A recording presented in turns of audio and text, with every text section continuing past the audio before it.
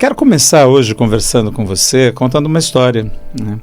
Há um tempo atrás eu fui procurado por um homem que ele estava muito preocupado com sequestro. É uma pessoa que tinha um poder aquisitivo alto e ele ouviu muitas notícias na mídia a respeito de sequestros relâmpago e tudo.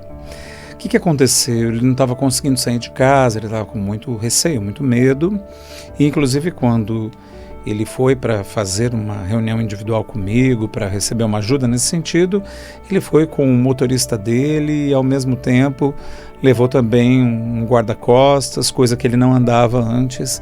E ele contou para mim que até para atravessar a rua, para chegar aonde era o meu local de atendimento, ele teve muito receio. É interessante porque, a princípio, quando você vê alguém reagindo dessa maneira, com tanta intensidade, a gente pode pensar assim, puxa, essa pessoa passou por alguma situação traumática, né? Essa pessoa passou por alguma coisa, ou alguém próximo a ela passou por algo, então já teve alguma tentativa de sequestro, ou algum assalto desagradável, violento. Então eu comecei a fazer algumas perguntas nesse sentido para entender se existia um histórico que tinha estimulado essa reação dele. E ele disse que não, ele nunca tinha passado por isso. Perguntei se tinha pessoas que ele conhecia que tinham passado por uma experiência de sequestro relâmpago ou alguma experiência similar. Ele disse também que não, e que ele na verdade não conhecia ninguém, nem gente da família, nem amigos, nem conhecidos, nem mesmo alguns conhecidos de conhecidos que tinham passado por alguma situação de sequestro.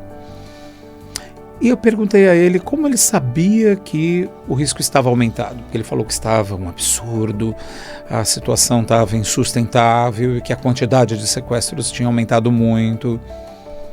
Aí ele me disse, é porque eu acompanho as notícias e tenho visto o quanto isso tem aumentado. Olha só que interessante, né? Ele nunca passou por uma experiência, ele não conhecia pessoas que tinham passado por essa experiência, mas ele acompanhou notícias e naquela época realmente foi noticiado que estavam aumentando os sequestros relâmpago em regiões como caixas eletrônicos e tudo, e ele começou a ficar apavorado. É interessante falar dessa história porque ele mesmo não tinha motivos razoáveis para desenvolver aquele medo exagerado. Mas as notícias fizeram ele criar na mente dele imagens, sensações, conversas com ele mesmo, diálogos internos, onde o perigo parecia extremamente real. Bom, por que eu estou trazendo essa história? Porque na época eu ajudei ele a se libertar da generalização que a mente dele fazia quando ele viu uma notícia na mídia. De não ser tão influenciado, né, de não sofrer por causa de notícias. Por que é um problema, né, a gente não filtrar muito bem o que a gente assiste, escuta, lê?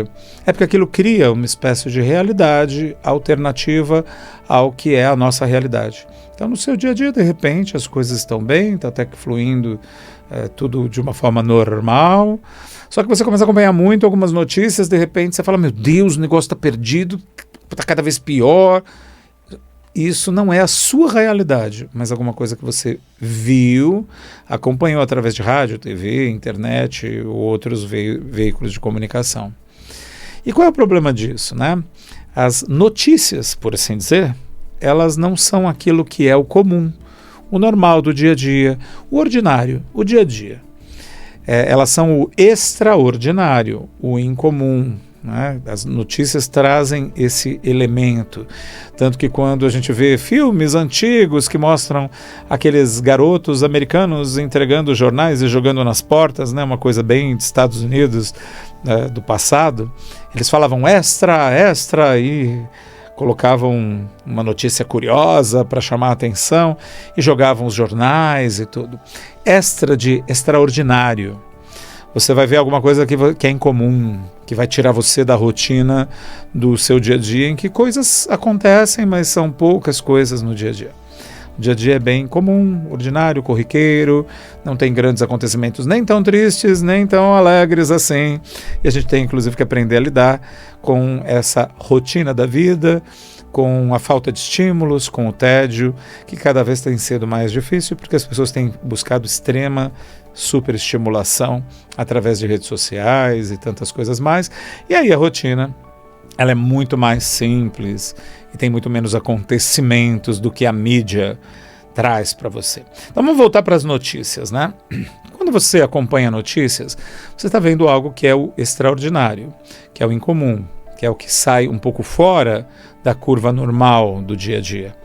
Ninguém noticia, por exemplo, num telejornal, aquilo que acontece bem, tranquilo, normal, todos os dias. Você não vai ver um jornalista falando assim: bom, nós vamos chamar agora o nosso correspondente que está ali na beira do Rio Amazonas, vendo como é que estão as coisas por lá. E aí o correspondente chega e fala assim: bom, aqui está tudo bem, tudo tranquilo como sempre, o rio tem bastante peixe, o nível da água está normal.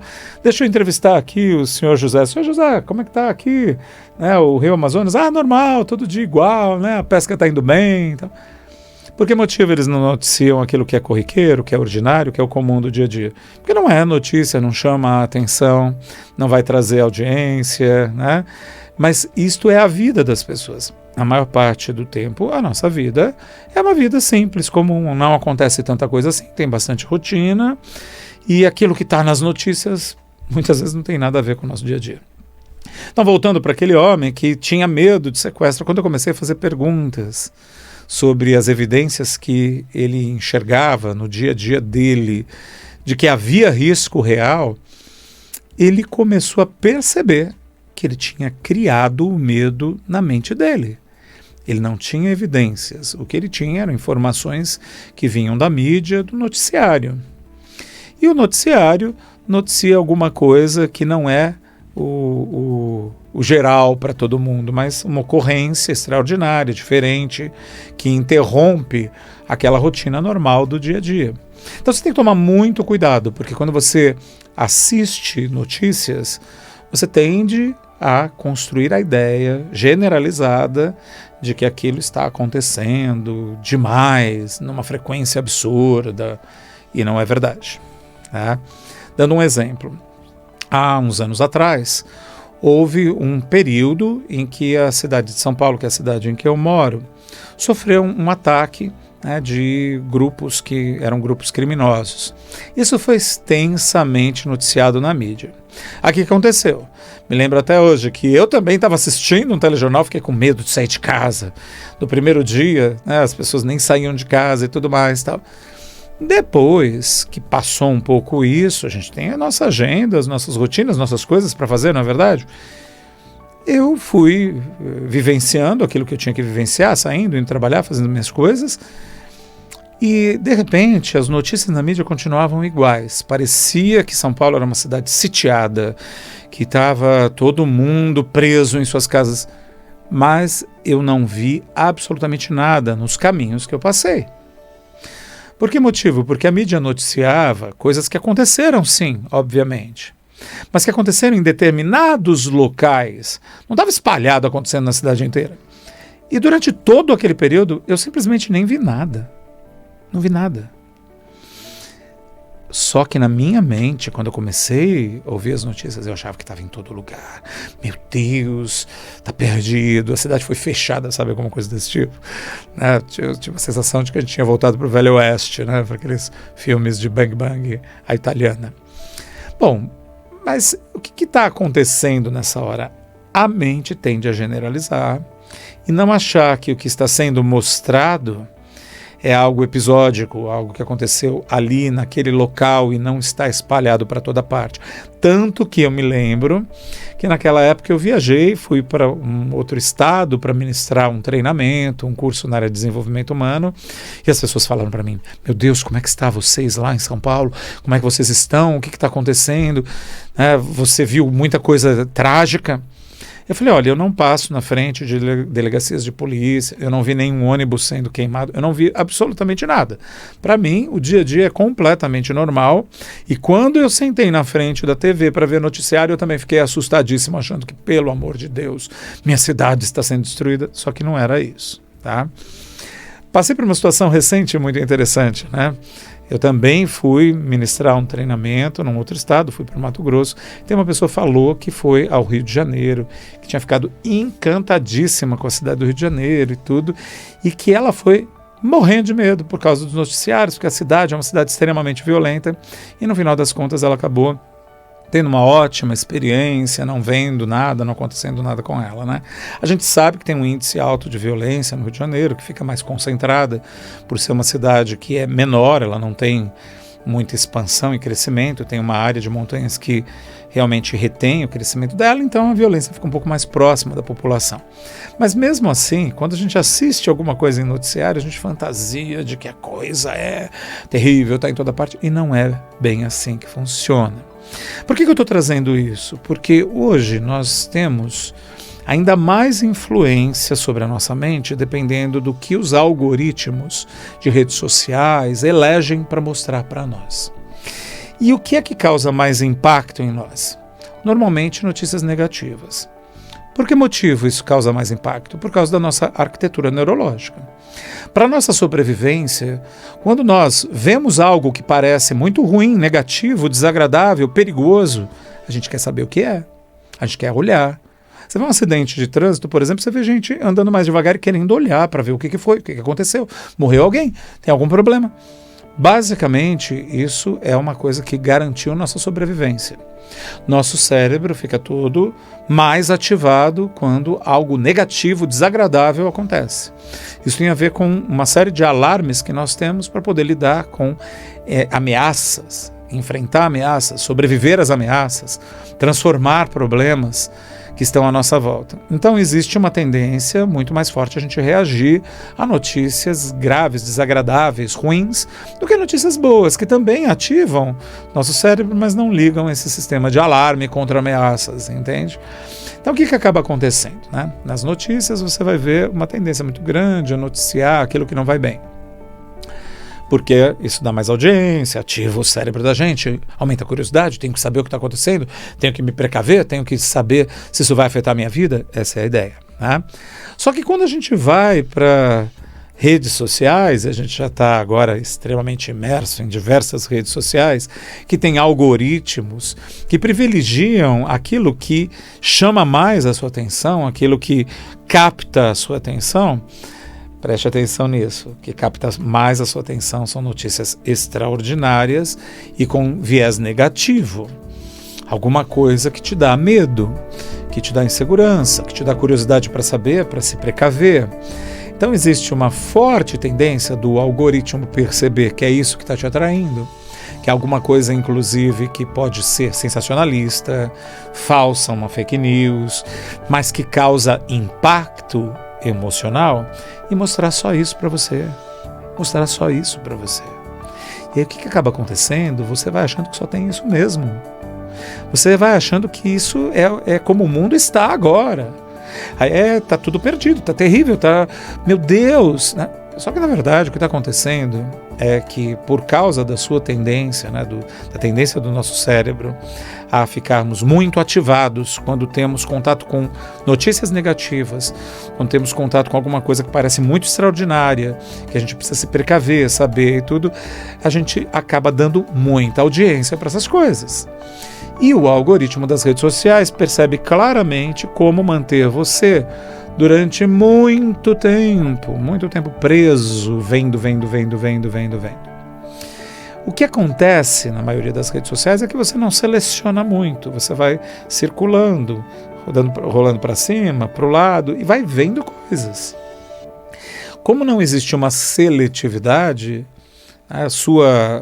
suas retinas são invadidas por coisas que não necessariamente seriam boas para você, que você gostaria de ver, que você selecionaria.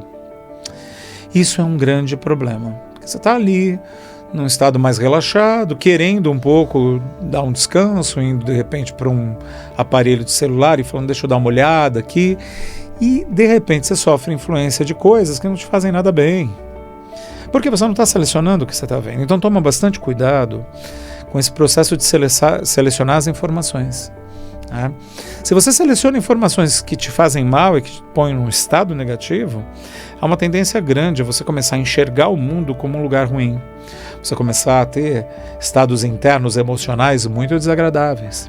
Começar a generalizar e achar que aquilo que você está vendo é o absurdo que está acontecendo ao seu redor. Receber notícias falsas, acreditar nessas notícias falsas e ficar indignado, horrorizado. Quando vai ver, você entra em estados de reclamação muito constantes. Se alguém parar e falar assim, ó, sai dessa hipnose das telas e presta atenção como é que está a tua vida. O que de verdade acontece? O que é a realidade? O que é real na sua vida? No dia a dia. O que acontece com você, com seus familiares, no seu trabalho, nas suas situações de lazer? Você vai perceber que a sua vida ela é muito mais simples. Você lida com questões muito mais simples. Se a gente fosse chorar de verdade somente quando alguma coisa desagradável acontece, quando algo ruim de verdade acontece perto de nós, a gente ia chorar muito pouco ao longo da vida. Mas também, se a gente fosse se alegrar quando algo extraordinariamente bom acontece, a gente ia se alegrar pouco ao longo da vida. Porque o dia a dia é mais simples, é mais comum, é mais ordinário e mais tranquilo, inclusive, comparado a esse monte de notícias, coisas, vídeos, imagens. E é essencial para você ser seletivo em relação ao conteúdo que você consome, porque isso afeta sua mente, suas emoções, o seu equilíbrio, seus relacionamentos, suas escolhas. Você se torna até mesmo um tipo de pessoa, se consome por tempo demasiado, muitos conteúdos, aquilo acaba te afetando no nível de identidade. E você se tornar um tipo de pessoa, por exemplo, que tem uma visão de mundo, ou uma reclamação, ou que foi, de certa forma,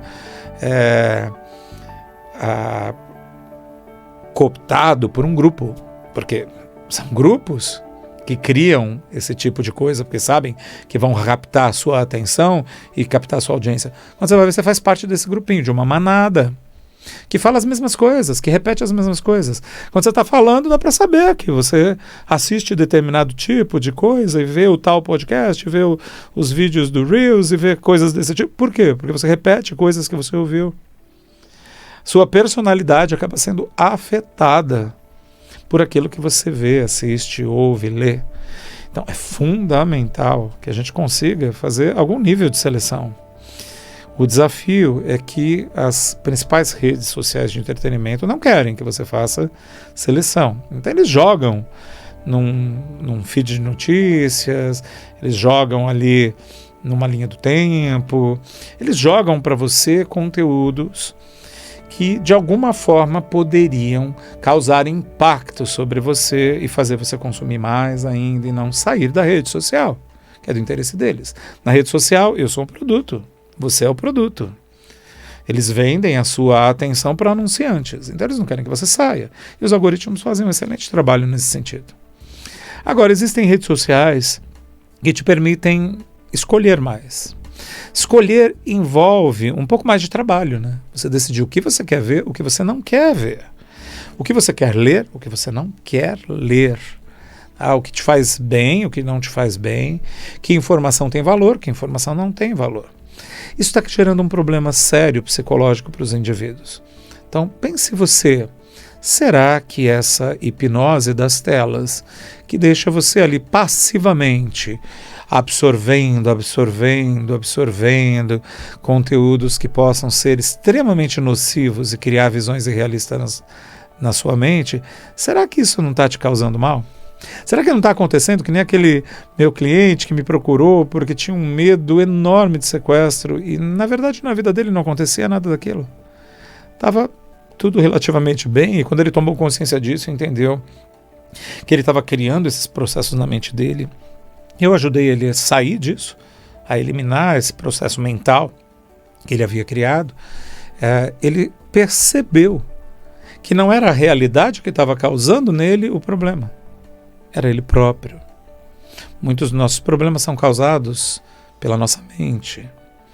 por coisas que a gente mantém na mente, pensamentos que você mantém na mente, significados que você segura na sua mente, imagens de futuro construídas, criadas que você mantém na mente, visualizações de coisas que você viu no passado que você fica segurando na sua mente. E aí a pergunta é, está te fazendo bem? Vale a pena? É importante realmente? É um retrato da sua vida e do seu dia a dia, ou é apenas alguma coisa sendo incutida por meios de comunicação em você? É algo para pensar de verdade.